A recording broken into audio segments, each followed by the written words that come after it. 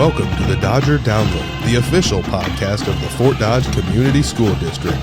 Each episode brings you the latest updates from our schools, including school board recaps, interviews with educators, staff, and students, plus upcoming events and stories from around the district.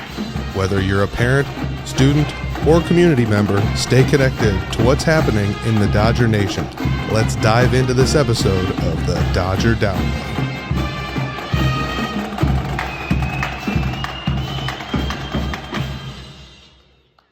Welcome to Dodger Download, the official podcast of Fort Dodge Schools. I'm Superintendent Josh Porter, and today we're getting the inside scoop on the All-American Marching Band and all other things band.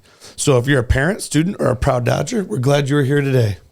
Now let's go to our sponsor for today's podcast, Central Iowa Distributing in Fort Dodge, trusted partner for janitorial sanitation supplies, family owned and operated for over 40 years. They proudly serve schools, businesses, and organizations across Iowa. As a valued partner of Fort Dodge Schools, they're known for quality products, fast delivery, unbeatable service. Need that gym floor surface repaired? Looking great for next school year? Call CID. They got you covered. Central Iowa Distributing, clean, simple, and reliable. Today on Dodger Download, we're excited to have with us our band director, Mr. Al Paulson, and our brass section leader, Senior Drew Essman. Before we dive into today's topics, it's time for board tidbits. So we had a board meeting actually just last night, really kind of a small agenda. So July, August are a little bit slow when it comes to board action items, but we did approve our DCAP plan. So our DCAP plan kind of encompasses what we're doing for building that connections with our community, workforce development, some of that career readiness stuff that we're trying to push as a district from 8th through 12th grade. So we approved that plan last night. We really hit some great milestones in last year's plans, but we put some big goals in it as we move into next year. Also within that, we just got, it wasn't an action item, but we announced last night that the Iowa Department of Education awarded $500,000 to 15 school districts to support student attainment of industry recognized credentials. And so Fort Dodge Schools was one of those 15 schools. This is the second year they've done this. So that was a good opportunity for school, some recognition for us really putting an emphasis on that industry recognized credentials as a district. Outside of that was just about it. Had a few board updates, and here we are. Pretty quick meeting last night. So let's get to why we're here today. I'm excited to introduce to you our band director, Mr. Al Paulson, and Drew Essman, who is a sectional leader for our band program here in the fall. Let's just start off. Mr. Paulson, you've been at the district for a few years now. I don't know exactly how many, but why don't you just tell us a little bit about yourself and maybe your work history a little bit? You bet. Well, this is my, we'll start my 39th year of teaching, and I've been here at Fort Dodge. This will be my 13th year. Prior to this, I was in Texas for a few years, and then I taught in Oskaloosa and Sidney, Iowa, where I started my career. Yes, so Sidney, Iowa brings back an old Southwest Iowa name, right? And I spent some time in Clarinda, so very familiar with Sidney. So you come from Texas, like the football capital of the world. Capital of the world. It was a crazy time down there. Yeah. It's football is huge. Yeah. And well, the cool part about being in Texas was that half times were 30 minutes. Yeah. So each band went to each game. So we went to all the away games. We were at all the home games. So each band got 15 minutes on the field. And it was almost like a college game because we would play against each other. Each band would play as loud as we could, and then the next band would play. So it was, and this is during the game too, where we can't do that here. Right. But yeah, it was a good time. I would imagine the stadiums you got to play in were God. like a college feel as well. Oh, they were. Every time we went to a town, no matter how big it was, there was a stadium that was probably seat 20,000 people. Yeah. Crazy. Isn't that crazy? Yeah. And Dodger Stadium is a huge stadium and a beautiful stadium to play in. And, some nights we fill it up and some nights we don't, depending on who's playing. But right. No, we love playing in that stadium. It's with that bowl shape, it makes us sound so much better. Right. And projecting up to that press box. Yeah. So, Drew, give us a little background on you. Well, of course, I'm a senior, so I've lived here my entire life, born and raised in Fort Dodge. Awesome. Love it. I've been playing trumpet since I think 4th grade, just a bit before 5th grade. I think my parents wanted me to get a bit more into that, which honestly, I love it. I'm really thinking about becoming a brass instructor either for this school district or just want to continue that. Thank you, Mr. Paulson, for that one. We'll find a contract here soon. There you go. Take you back. There you go. I'm heavily involved. I'm in theater, choir, of course, band. I have a lot of responsibilities with brass captain, section leader. I'm also loadmaster. I do tennis and cross country with the district. Yep. Not the greatest, but I love it. This community is really nice. I like it. So you get involved. So you're a senior. Mm-hmm. Any big goals this year as you take on your last year as an official You'll always be a Dodger, but your last year as a Dodger student. I guess just get as many college credits done so I don't have to pay the tuition. Yeah, that's a good goal. That's a great goal. Yes. Mr. Paulson would probably hit 1 ratings across the board all year, maybe. Of course. Not only trumpet, but he plays tuba. Yeah. So plays tuba in our symphonic band, trumpet, probably first or second in our wind ensemble trumpet player. He's actually our lead soloist this year in the marching band. Nice. So the show opens with Sound of Silence, and he has his flugelhorn solo. He plays the whole Sound of Silence solo in there while there's fog going on around him. It's a pretty cool moment for him. This is awesome. Yeah. So Mr. Paulson, we talked probably, 6-7 months ago. Since I've been here the last 4 years, this is taking on my 5th year. I've seen nothing but the numbers of the band program grow. And so can you talk about those numbers a little bit, maybe what's attributed to it, what you're seeing, some pain points, but the positives behind it too? Oh my gosh. Yes, this has been a crazy year. We've grown from last year we marched 103 on the field, and this year we're approaching 140. Yeah. So it's almost, 35 to 40% growth in 1 year. Yeah. Which has been crazy because back in about March, I realized that we don't even have enough uniforms. So we had to order 40 more uniforms. We had to order more trumpets, euphoniums, mellophones, frontline equipment, which is a xylophone, marimbas, that type of stuff, just to have enough equipment for the kids. Yeah. So, the parents were great. The boosters, thank God for them, because we had enough money between them and the grants that I had received to be able to put this band on the field. The band booster club is really solid, very, very good group. They run all of our concessions in the fall. I'm actually meeting with the new leader. I think she's kind of taken on the new role this year. Maybe she did some of it last year, Miss Lutz. Oh yeah, she was president last year. So we're trying to get things organized with that new concession, which will be a whole new beast. Right. So what Drew, what's that feel like? We've always had 100 to 110 kids since I've been here. Now we're approaching 130 to 140 kids. What's that feel or sound like in the mornings at practice? In the mornings, I get to be right in front of everyone, and so I just hear this wave of sound come up, and it's really cool for me because I'm like, wow. Because we have 17, including me in the trumpet section? 17 trumpets, yes. So many of them have they don't know proper technique at the beginning of band camp, and then by Friday morning when we're in the stadium and I can just hear the improvement in both their tone and quality, and then just hear the entire brass section and woodwind section, it's something surreal kind of. Yeah. So I'll be 100% transparent right now. I have zero rhythmic abilities. I tried to inquire a little bit when I was in middle school here in Fort Dodge.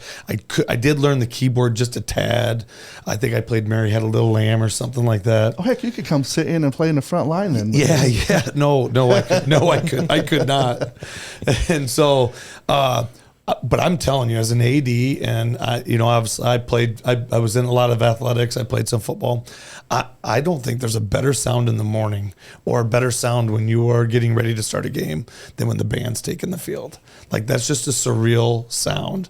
So when you head into band camp, this last week, what are you guys working on to prepare for the week? What are you hoping to accomplish during that week? Hoping to accomplish is that getting of course, the freshmen to know how to march, just marching basics, get that drilled into them. And then also teach them how to memorize music and how to get their music memorized, because just sitting down in a chair and looking at a stand and reading your music, that's one thing. But then going out and being able to do your horn angles and march correctly and on beat and look at your drum major, you're multitasking to the utmost respect. Yeah. So as the guy on the lift, right? So when I would drive by in the morning, or I hear the band from my office, Mr. Paulson's up on the lift, directing and orchestrating 130 plus kids. Like this week, that week of bank, what are you hoping that you can get accomplished during that week? Well, step one is just to get the freshmen or first year band kids. We've got several kids who are upperclassmen who decided they're going to join us this year, and they've never played an instrument. So we've got 3 or 4 kids out there basically going from step one, this is how you play your instruments, and all of a sudden at the end of that first day, we're on the field learning how to march and play at the same time. And then not only that, but go from set to set and realize that what that takes to do all of that together. To get that accomplished. Yeah, but that's it. Just getting the freshmen, like I think I told the man, we got 90 returning, but then there's 45 to 50 new kids out there. Yep. So it was a challenge at first, but the kids, it's so great this week. It makes me smile. Yeah. Just to think of the product that we started with on Monday. And as I told the kids, it's like we huddled up. We always huddle before we go and do our show. Yep. We had our exhibition Friday night. And as I told them, it's like, think about this, where you were Monday morning and where you are now. Yep. You're marching, playing, visuals, playing dynamics, playing in tune, marching in time, all of that, through their hard work was able to be accomplished in a week. Yeah. People like to think that athletics and activities are like a band are just so far apart, but it's no different than football. Oh, it's They're not. trying to do the same thing. Coach Mosier's got 90 to 100 kids out there. They're trying to get them all to go in the same direction, do the right thing, and you got a bunch of freshmen that are trying to come along and figure out what that's like. Right. And these first year kids, they've never done anything like this before. So it's a crazy experience at first and could be a little overwhelming at times for them. And the things you learn, some of the things I learned being in the AD role a little bit was, people on the outside maybe don't realize a little bit just the time and the work that our program puts into being successful. Some people just look at what they do, come on Friday night, and when the All-American Marching Band is announced and we take the field, and then when we do our little halftime show, but really that's just a segment of what you're preparing for, right? Oh, it is. It's like you're really preparing for a large show. Yes. And I don't think people realize sometimes you're just seeing little segments along the way because you don't just start off with the big show on the first night. Oh, heck no. For our first football game, we'll have the opener. Yep. And we're doing the music of Simon and Garfunkel. So it starts with Sound of Silence, and then goes into Cecilia. Yep. And it's about 2.5 minutes. So it took us a week to put that on the field. Yeah. Now that the kids have learned how to march, of course, we'll be improving marching as we go. Yep. And then we'll be adding a tune every week until our first contest, which is on the 27th of September. Yep. So your goal is probably by the 27th, you guys would say, like, we want to be show ready. Yes. Is that what you would call that? Yes. Yeah. And we have a game on the 26th, which is a perfect, by the time we get to that Friday night game, we should have everything on the field, get our big run in on that night in front of an audience, and then it's contest day. Takes about 15 minutes, right? Yeah. Well, the show itself is about 7.5 minutes, but by the time you get on the field, off the field, it's a 15-minute process. 15 minutes. I challenge everybody to not just watch and listen to our marching band, but look at the track when it's completed, or look at the track as it's getting set up. There's kids, there's adults. I mean, you have tons of help. We call them Band-Aids. So they're the 8th graders that come up. In the past, we've had up to 20 helping us, and then all the parents. So we'll have 20 to 30 additional people bringing equipment on the field, helping us get on the field. Especially this year, we are incorporating our stage again, which we did a few years ago, but stage plus with 17 kids in the front line, all the marimbas, xylophones. It's plus the sound system that we bring out, speakers and all that. It's a big move. Yeah. Do you have to help orchestrate some of that, Drew? Absolutely. My job is to load everything into the trailers and then help it get out onto the field and then get off the field. And a lot of that has to happen within those 15 minutes of our competition time. It's a big job. Big job for a 17, 18-year-old senior. Yeah. But, so that's, being load master, one of his big jobs is to make sure all of that fits into the trailer and how. And so we had our first run on Friday trying to figure that out. Yep.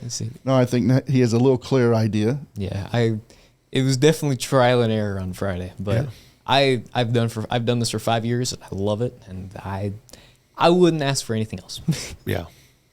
So you've been in band all 4 years, correct? Absolutely. What's your favorite part?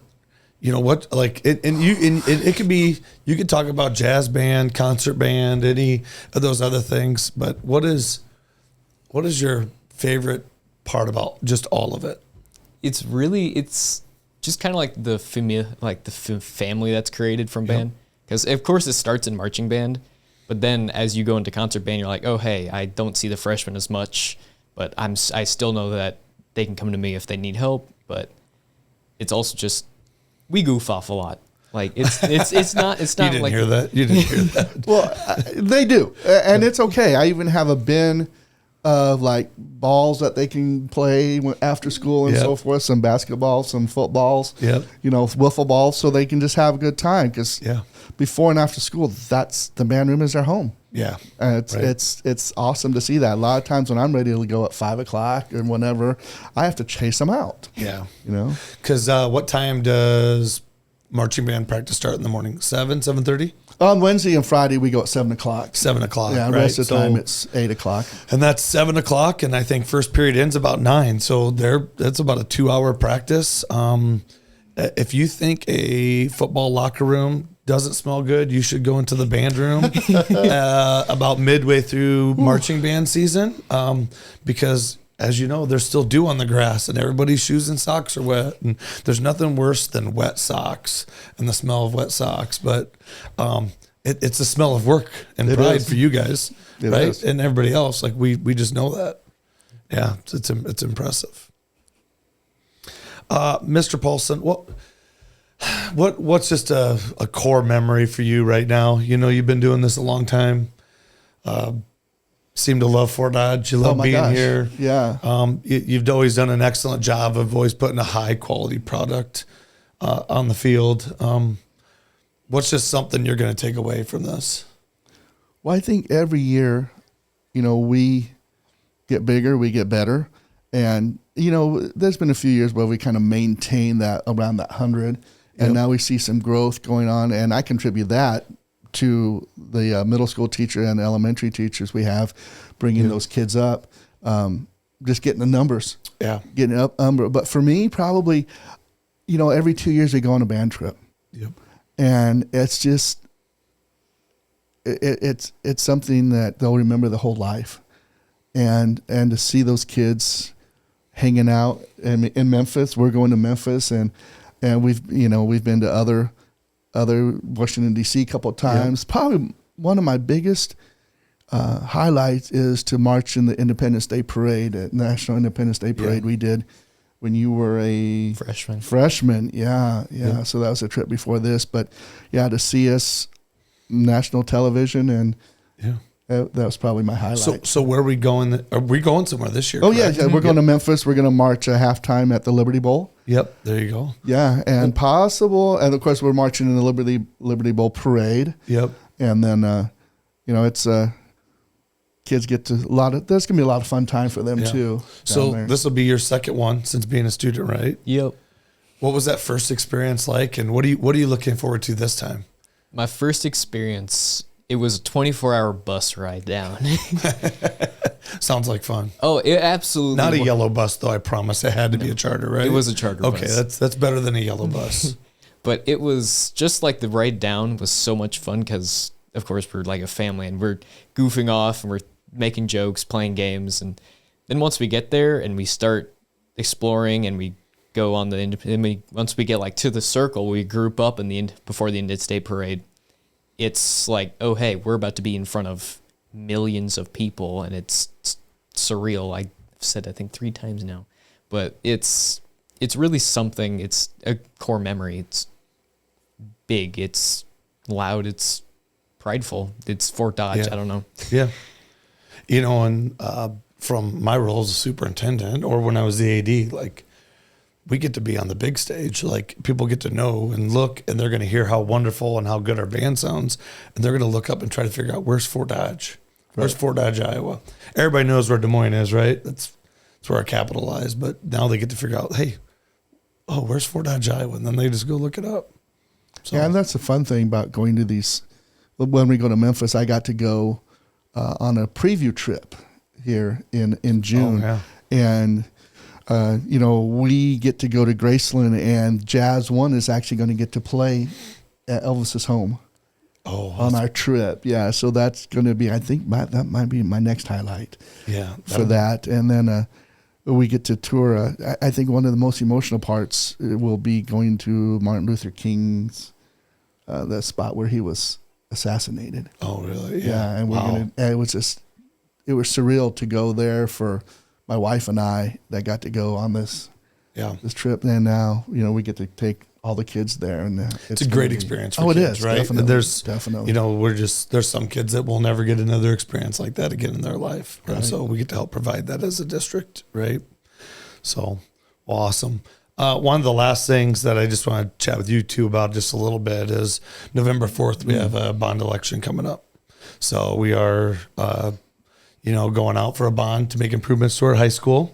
I think it's pretty, everybody's pretty aware now. We've shared tons of information. It's going to pick up a little bit more over the next couple of months, but some of those improvements involve our high school fine arts programs, band, choir, theater, things like that.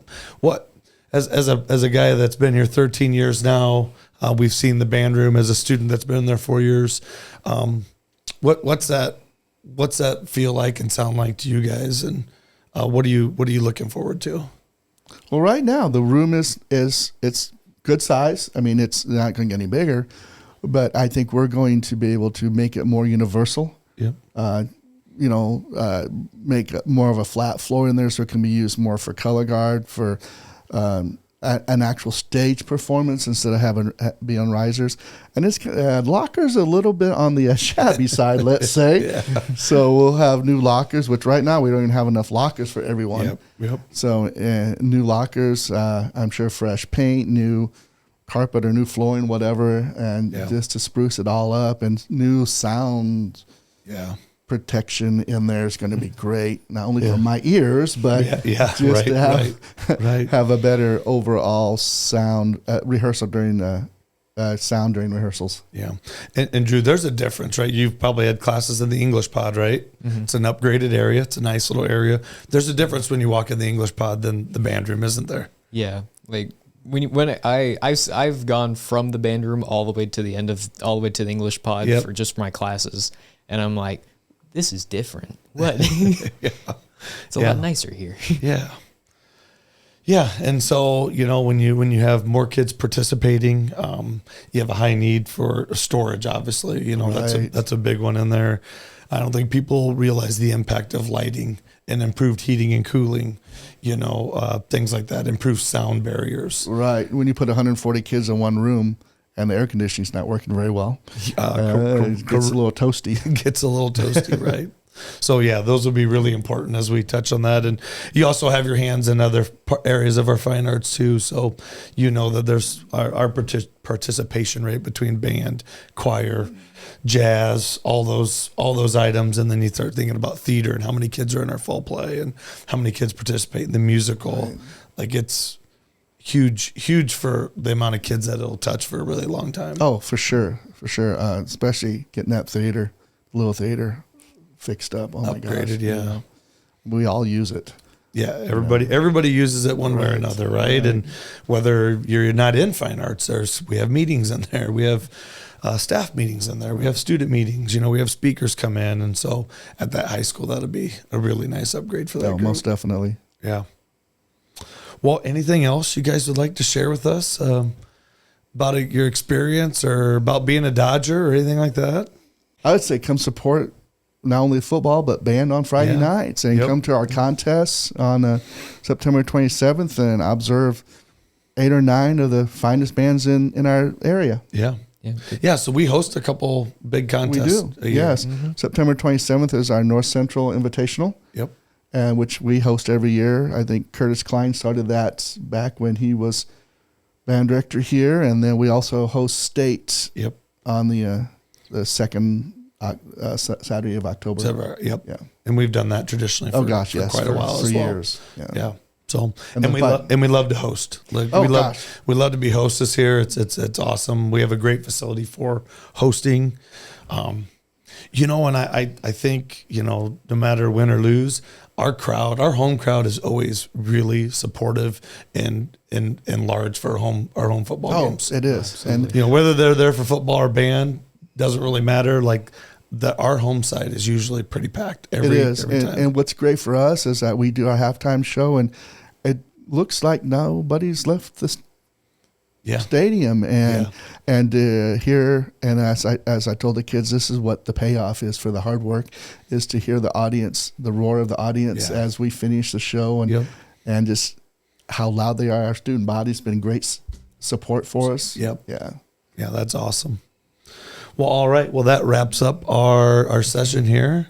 Drew, Mr. Paulson, appreciate you guys coming in today. Thank you for having us. Love hearing the band play in the morning. If you go watch Dodger Download, that is our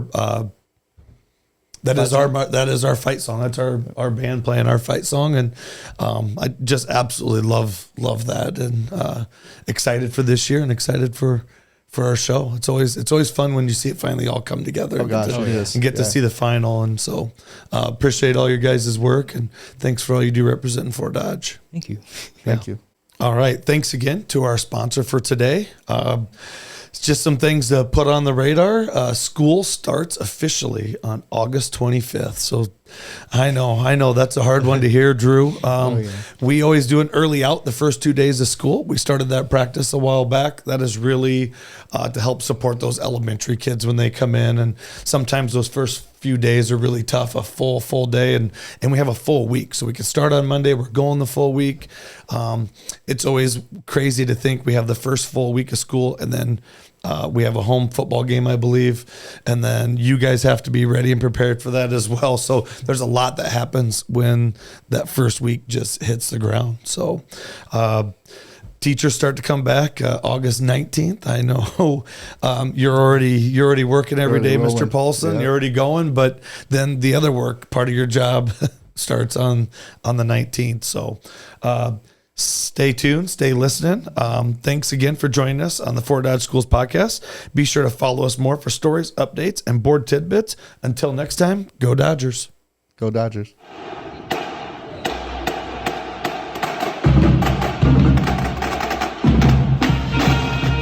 Thank you for listening to the Dodger Download, your source for all things Fort Dodge Schools. Be sure to subscribe so you never miss an episode, and share with your friends, family, and fellow Dodgers.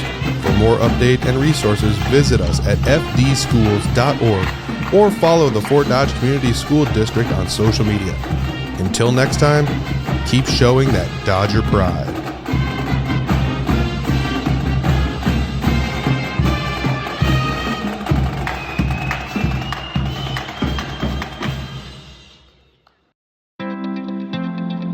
This podcast is produced by Spin Market and Digital.